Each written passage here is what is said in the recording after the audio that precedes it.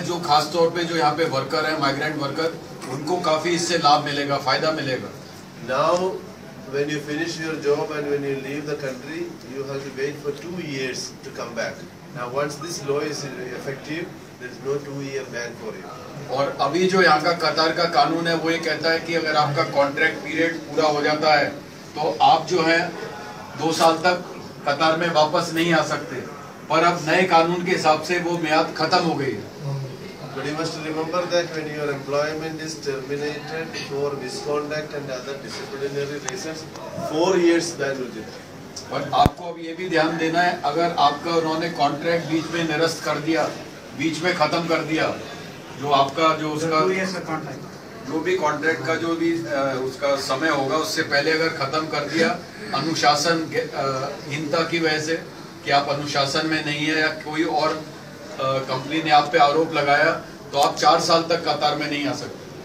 And these disciplinary procedures, disciplinary things being, suppose if you are absent for 7 days continuously or 15 days in a year intermittently, then also your services will be terminated and you will not be allowed to come back for 4 years.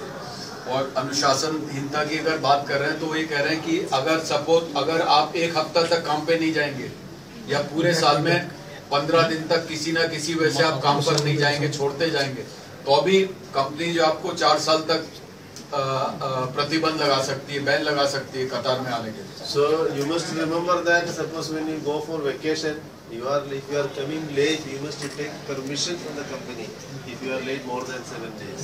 तो आपको ये ध्यान रखना है, जब आप छुट्टी पर जाते हैं तो अगर आपको छुट्टी 15 दिन की मिली है तो कंपनी से अनुमति जरूर लीजिए, नहीं तो अगर आपका 7 दिन से ज्यादा हो जाएगा तो कंपनी आप पर कार्रवाई कर सकती है। So in the new law, a very important provision is for exit permit. Now we have to get exit permit from the sponsor or the employer. That is removed. That is removed means how employer can apply to the Ministry of Interior and employee can also apply to the Ministry of Interior. तो थोड़ा जो कानून में हम लोग ने सुबह बात करी थी एग्जिट परमिट की, आप लोगों ने किसी ने कहा था कि पासपोर्ट तो हमारे पास है पर एग्जिट परमिट लेना पड़ता है।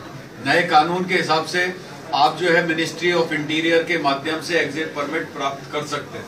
That means now employer can only apply for exit permit. After this law is effective, you can also, an employee can also apply for exit permit. तो अभी तक तो ये था कि जो आपका कंपनी है, जो मालिक है, वही आपको एग्जिट परमिट दे सकता था। नए कानून बनने के बाद आप लोग भी एग्जिट परमिट डायरेक्ट अप्लाई कर सकते हैं, आवेदन दे सकते हैं उसके लिए direct. So the procedure is, once the Ministry of Interior receive this application for exit permit, they will ask or take the consent from the employer. Normal procedure, they will send this message to the employer. तो अब तरीका ये होगा कि आपको जो ministry of interior है वहाँ पर आवेदन देना होगा एग्जिट परमिट के लिए, और मिनिस्ट्री जो है आपकी कंपनी से बात करेगी इस बारे में। For 3 days, that means in 3 days time, Ministry of Interior will issue exit permit after getting permission from the employer. और कंपनी से बात करके आपको 72 घंटे में एग्जिट परमिट उपलब्ध करा देगी। So if the employer is saying that no, if there is any problem with him, then you can go to another committee. There is a committee for all these grievances. A grievance committee will be set up by the ministry. तो अगर आपका जो मालिक है company उस पर रोक लगाएगा तो इसके आगे उन्होंने एक कमेटी का गठन किया है, आप उस कमेटी के पास जा सकते हैं एग्जिट परमिट के लिए। So the committee will decide whether exit permit will be given or not. फिर अंतिम निर्णय जो है कमेटी का होगा, वो ये तय करेगा आपको एग्जिट परमिट रोकना चाहिए, आपको दे देना चाहिए। In case of emergency, the committee will decide in 3 days time. और अगर आपको किसी तरह की इमरजेंसी है घर जाने की तो 3 दिन के अंदर इसके ऊपर निर्णय लिया जाएगा एग्जिट परमिट के लिए। So we can see that it's a one step forward. That means so far migrant workers were in difficulty to get exit permit.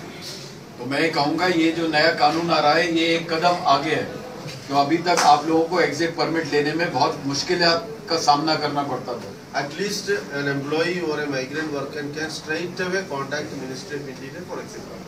क्योंकि नए कानून के हिसाब से अब आपको कंपनी के पास जाने की जरूरत नहीं है। अगर कंपनी नहीं कर रही है, आप सीधे मंत्रालय में जा सकते हैं, मिनिस्ट्री ऑफ इंटीरियर में। Maybe Ministry of Interior will start blacklisting of the companies if the exit permit is not issued like that. So some punishment, everything will be there. So we will be in a more comfortable position that we will be getting exit. क्योंकि अगर company आपको बिना कारण से अगर exit permit नहीं देगी तो वो कंपनी को जो है एक सूची जो बनी हुई है ब्लैक लिस्ट, उसमें डाला जा सकता है। And passport, once the procedures are completed, passport to be returned to the employee. और एक बार जब ये कार्रवाई पूरी हो जाएगी तो तुरंत पासपोर्ट आपके हाथ में दे दिया जाएगा। So this was there in the current law also, it is there, but a new provision is also added that